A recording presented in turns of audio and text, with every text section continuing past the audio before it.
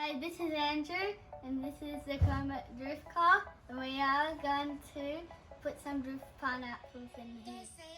Some drift pineapples. All right, show me what you got. Open the box. Let's show everyone what they are.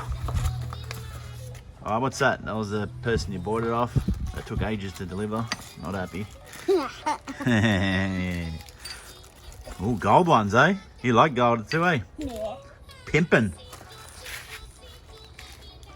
So these are we call them drift pineapples, not because of the colour. Basically because if you stack them up, I'm pretty sure that's where they got their name from. They look sort of like a pineapple, but they're rear subframe shims. So what you do when your subframe bushes are flogged out or when they got excessive movement, these are a cheap option for drifting. And these are the spacers, and we're going to show you where they go. Well, Andrew's going to show you where they go underneath the car. Yeah. And this helps stop the rear subframe from flexing and keeps the rear rigid for drifting. Works good, and it's a cheaper option than replacing the bushes with solid. So all right, Andrew, go under the car and show people where they go. This one goes at the bottom here, and this one goes up here. So the rear subframe. So what we're going to do, we're going to lower the subframe. Yeah.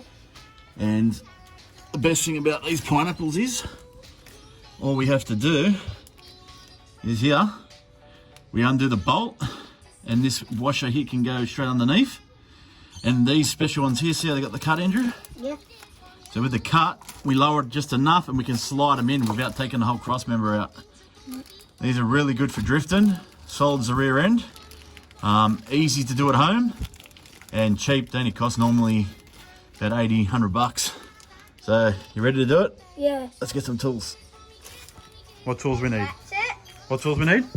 A ratchet. Yep. What else you got? And a Extensions. extension. Yep.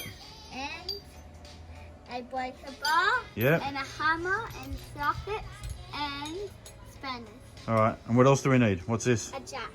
Jack, that's it. So we're going to need a jack to lift the car, or not to lift the car today, but to support the weight of the subframe. Yeah.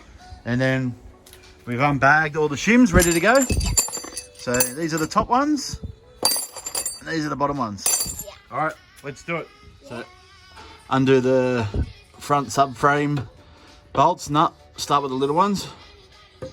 Yep, the 12 mils, because we're gonna take the bracket off. Yep. So we're gonna undo these. All right, and these ones. Go around with the ratchet. All right, yep. Go, undo it. Yep, that's it. All right, and then loosen the front one as well. The front bracket one on the bracket here, on there. There's a bolt there. This one? Yep. Now the little bolts are done, the 12s. Yep. Now undo the big one in the middle. That's a cross member bolt. Now with the other 3 cross member bolts in, we don't have to really support the subframe yet. But yeah, so start undoing this one. This is really tight. I've already cracked it with a knuckle bar for him. So we're gonna take this bracket off now. All right, Andrew, so now we got the plate off. Yep. So show people where the shims go, the pineapples. This one goes there, and the other one will just slide through up there. So once we lower the cross member down a bit, we're going to loosen the other 3 cross member bolts. Yep. The skinny one goes on the top. Yep. And it goes here past me in the bush. I can show people. So see how you got the bush. So the one with the extended tang bit, that faces towards the bottom because it's going to go into the bush. And then Andrew, show them the other one. So see that one? So the extended skinny bit is going to go into the bush. So show them where it goes. So see it slides into the bush, and then when you compress the bracket back on, it pretty much solids the bush up and gets rid of all the play. And then it rigids the rear end. Just show them where the bushes are. So see at the bottom? One there. Yep. And one up there. Yep, so see how they go in. And then you just bolt it all back together, really. And that's it, eh? Yeah, and then you go to the other side. Yep, just do each corner at a time. So you can see.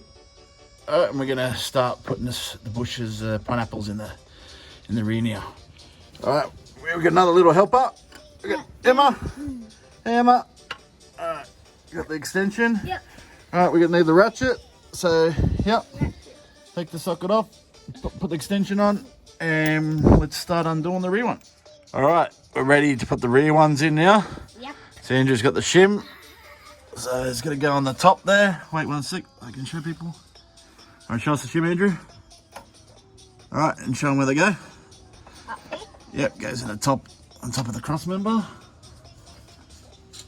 And I'll just have to, sometimes you've got to, 1 sec, go put it in. I'll just have to leave it down on the cross member a little bit. And I think it is. Stop. Yep, that's it. Same off the box. Yep. Yep, that's it. Alright, where's the shim in the washer? Alright, so the bottom one sits in there. Yeah, put the washer back on. Yep.